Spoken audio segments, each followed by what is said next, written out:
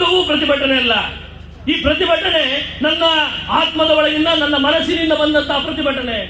ಹರ್ಷನ ಸಾವಿಗೆ ನಾನಾಗಿ, ಒಬ್ಬೊಬ್ಬ ಕಾರ್ಯಕರ್ತನಾಗಿ, ಒಬ್ಬೊಬ್ಬ ಹರ್ಷನಾಗಿ ನಾವು ಪ್ರತಿಭಟನೆಗಳ ಮಾಡ್ತಾ ಇದ್ದೇವೆ. ಒಬ್ಬೊಬ್ಬ ಹಿಂದೂ ಕಾರ್ಯಕರ್ತನಾಗಿ, ಒಬ್ಬೊಬ್ಬ ಬಜರಂಗಿಯಾಗಿ ನಾನು ಈ ಪ್ರತಿಭಟನೆಯನ್ನು ಮಾಡ್ತಾ ಇದ್ದೇನೆ. ಈ ರೀತಿಯ ಕಾರ್ಯಗಳು ಮುಂದೆ ಆಗುವುದಿಲ್ಲ. ಇದಕ್ಕೆ ಬಜರಂಗ ದಳ ತಕ್ಕ ಪ್ರತ್ಯುತ್ತರವನ್ನ ಕೊಡ್ತೇವೆ. ವಾರ ಕಳಿಬಹುದು, ತಿಂಗಳುಗಳು ಕಳಿಬಹುದು, ಪ್ರತ್ಯುತ್ತರ ಅಂತೂ 100%. ಇದರಲ್ಲಿ ಎರಡು ಪ್ರಶ್ನೆ ಇಲ್ಲ. ಸರ್ಕಾರಕ್ಕೆ ಆಗ್ರಹವನ್ನು ಮಾಡ್ತೇವೆ. ಇವತ್ತು ನೀವು ಆರೋಪಿಗಳನ್ನು ಬಂಧಿಸಿದ್ದೀರಿ, ತಕ್ಷಣ ಅವರನ್ನು ಗಲ್ಲಿಗೇರಿಸಬೇಕು ಅಥವಾ ಅವರನ್ನು ಎನ್ಕೌಂಟರ್ ಮಾಡಬೇಕೆನ್ನುವಂಥದ್ದು ವಿಶ್ವ ಹಿಂದೂ ಪರಿಷತ್ತು ಬಜರಂಗ ದಳದ ನೇರ ಆಗ್ರಹ. ಆವಾಗ ಹರ್ಷನ ಆತ್ಮಕ್ಕೆ ಶಾಂತಿ ಸಿಗಬಹುದು, ಹರ್ಷನ ಆತ್ಮಕ್ಕೆ ಸದ್ಗತಿ ಸಿಗಬಹುದು, ಕುಟುಂಬಕ್ಕೆ ಮನಸ್ಸಿಗೆ ನೆಮ್ಮದಿ ಆಗಬಹುದು. ಈ ರೀತಿಯಾಗಿ ಇವತ್ತಿದ್ದೇವೆ.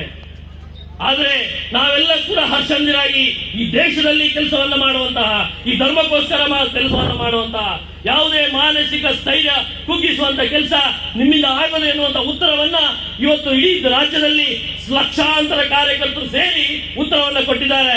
ಎಲ್ಲ ಜಿಲ್ಲಾ ಕೇಂದ್ರಗಳಲ್ಲಿ ಈ ರೀತಿಯಾಗಿ ಪ್ರತಿಭಟನೆಗಳು ನಡೀತಾ ಇದೆ. ಮತ್ತೆ ನನ್ನ ಹಿಂದೂ ಸಮಾಜಕ್ಕೆ ನನ್ನ ವಿನಂತಿ ಇದೆ, ಎಲ್ಲರೂ ಕೂಡ ಒಂದಾಗಿ ಒಟ್ಟಾಗಿ ಎಲ್ಲವನ್ನ ಎದುರಿಸುವ. ಇವತ್ತು ಎಲ್ಲರೂ ಕೂಡ ಯಾವ ರೀತಿಯಾಗಿ ದೇಶವನ್ನು ಉಳಿಸಬೇಕೆನ್ನುವಂತಹ ಕೆಲಸವನ್ನು ನಾವು ಮಾಡಬೇಕಾಗಿದೆ. ವ್ಯವಸ್ಥಿತ ಷಡ್ಯಂತ್ರ ಹಿಂದಿನಿಂದ ನಡೀತಾ ಇದೆ. ಪ್ರತ್ಯೇಕವಾದ ಈ ದೇಶವನ್ನು ತುಂಡು ಮಾಡುವಂತ ಕೆಲಸ, ಜಾತಿಯ ಆಧಾರದಲ್ಲಿ ಬೇರೆ ಬೇರೆ ರೀತಿಯಾಗಿ ಈ ದೇಶವನ್ನು ತುಂಡು ಮಾಡುವಂತ ಕೆಲಸವನ್ನು ನಡೀತಾ ಇದೆ. ಸಂಕ್ರಮಣ ಕಾಲದಲ್ಲಿ ನಾವಿದ್ದೇವೆ. ಯೋಚನೆ ಮಾಡಿ ಬಂಧುಗಳೇ, ನಾವೆಲ್ಲ ಒಂದಾಗಿ ಒಟ್ಟಾಗಿ ಮತ್ತೆ ಕೆಲಸವನ್ನ ಮಾಡೋಣ. ಸ್ವಾಭಿಮಾನ ಭಾರತ, ಜಾಗೃತ ಭಾರತ, ಸಂಘಟಿತ ಹಿಂದೂ ಸಮಾಜ. ಯಾವುದೋ ಪ್ರಾಣಿಗಳ ಮೇಲೆ ದಾಳಿಯನ್ನ ಮಾಡಿ ನಾವು ಹತ್ಯೆಗೆ ತರಬೇತಿಯನ್ನ ಮಾಡಬೇಕು. ಯಾವುದೇ ಹಿಂದೂ ಸಮಾಜದ ಸಾತ್ವಿಕ ಸಮಾಜ ಏನಿದೆ, ಹಿಂದೂಗಳೇನಿದ್ದಾರೆ, ಈ ದೇಶಕ್ಕಾಗಿ ಕೆಲಸ ಮಾಡುವವರೇನಿದ್ದಾರೆ, ಅವರನ್ನು ಹತ್ಯೆ ಮಾಡಬೇಕಾದ್ರೆ ತರಬೇತಿಯನ್ನು ಪಡೆದು ನಂತರ ಬಂದು ಇಲ್ಲಿ ಹತ್ಯೆಯನ್ನು ಮಾಡುವಂಥದ್ದು. ಅರೆ, ನೀವು ಯಾವ ತರಬೇತಿ?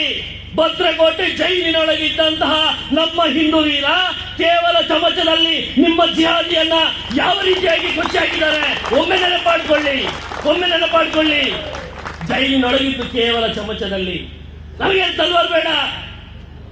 ಅದರಲ್ಲೇ ನೀವು ಅರ್ಥ ಮಾಡಿಕೊಡ್ಬೇಕು ಯಾವ ರೀತಿಯಾಗಿ ಹಿಂದೂ ಸಮಾಜ ತಕ್ಕ ಉತ್ತರವನ್ನ ಕೊಡ್ತದೆ, ಯಾವ ರೀತಿಯಾಗಿ ಹಿಂದೂ ಬಜರಂಗದ ಕಾರ್ಯಕರ್ತರು, ಬಜರಂಗಿಗಳು, ಹಿಂದೂ ಸಂಘಟನೆಗಳಿರ್ಬೋದು, ಈ ದೇಶಕ್ಕೋಸ್ಕರ ಯಾವ ರೀತಿಯಾಗಿ ಬಲಿದಾನ ಇರಬಹುದು ಅಥವಾ ಜೈಲಿಗೆ ಸೇರುವಂತದ್ದು ಇರಬಹುದು. ಯಾವುದಕ್ಕೂ ಈ ದೇಶಕ್ಕೋಸ್ಕರ, ಈ ಧರ್ಮಕ್ಕೋಸ್ಕರ ನಾವೆಲ್ಲ ಪೆಟ್ಟುಗಳನ್ನ, ನಾವೆಲ್ಲ ದಾಳಿಗಳನ್ನ, ನಾವೆಲ್ಲ ಹತ್ಯೆಗಳನ್ನ, ನಮ್ಮ ಮೇಲೆ ಆಕ್ರಮಣಗಳನ್ನ ನಾವು ನೋಡಿದ್ದೇವೆ. ಮತ್ತೆ ಅದನ್ನು ಎದುರಿಸುವಂತಹ ಶಕ್ತಿ ಇವತ್ತು ನಾವು ತಯಾರಾಗಿದ್ದೇವೆ. ನಾವಿವತ್ತು ನೀವು ಯಾರು ತಡೆದು ನಿಂತು ನಿಮ್ಮನ್ನು ಪ್ರಶ್ನೆ ಮಾಡಿಕೊಳ್ಳುವಂತಹ ಮಟ್ಟಿಗೆ ಬಂದು ನಿಂತಿದ್ದೇವೆ. ನಾವು ಒಂದು ವೇಳೆ ದಿನೇಶ್ ಬಂಡರು ಹೇಳಿದ್ರು 80% ಇರುವಂತಹ ಹಿಂದೂಗಳು ಒಂದು ವೇಳೆ ತಿರುಗಿ ನಿಂತ್ರೆ ನಿಮ್ಮ ಗತಿ ಏನಾಗಬಹುದು? ಒಮ್ಮೆ ಆಲೋಚನೆ ಮಾಡಿ. ನಾವು ನಮಗೆ ಮೂಲಭೂತವಾದ ಬೇಕು, ನಮಗೆ ಹಿಜಾಬ್ ಬೇಕು, ನಾವು ಈ ರೀತಿಯಾಗಿ ಸ್ಕೂಲ್ಗಳಿಗೆ ಹೋಗ್ತೇವೆ, ಶಾಲೆಗಳಿಗೆ ತೆರಳ್ತೇವೆ ಅಂತ ಹೇಳಿದ್ರೆ ಈ ದೇಶದಲ್ಲಿ ನಡೀಲಿಕ್ಕಿಲ್ಲ. ಈ ದೇಶದಲ್ಲಿ ನಿಮ್ಮ ಆಟ ಮುಗಿಯುವ ಹಂತಕ್ಕೆ ಬರ್ತಾ ಇದೆ. ನೆನಪಿಟ್ಟುಕೊಳ್ಳಿ, ಇವತ್ತು ನೀವು ಹರ್ಷನನ್ನ ಮುಟ್ಟಿದ್ದೀರಿ. ಅಧರ್ಮಕ್ಕೆ ಯಾವ ನಿಮ್ಮ ಮತವನ್ನ ಉಳಿಬೇಕಾದ್ರೆ ನಾವು ಅಧರ್ಮವನ್ನ ಮಾಡ್ತೀವಿ ಅಂತ ಹೇಳ್ತೀರಿ.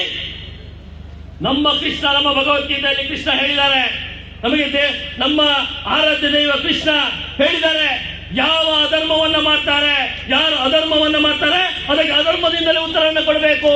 ಅಧರ್ಮದಿಂದಲೇ ಉತ್ತರ ಕೊಡಬೇಕಂತ ಹೇಳಿದ್ರೆ ನಾವು ಏನನ್ನು ಹಿಡಿಬೇಕಂತ ನಾವು ಆಲೋಚನೆ ಮಾಡ್ಬೇಕಲ್ಲ, ನಾವು ಕಾರ್ಯಕರ್ತರು ಆಲೋಚನೆ ಮಾಡ್ಬೇಕಾಗತ್ತೆ.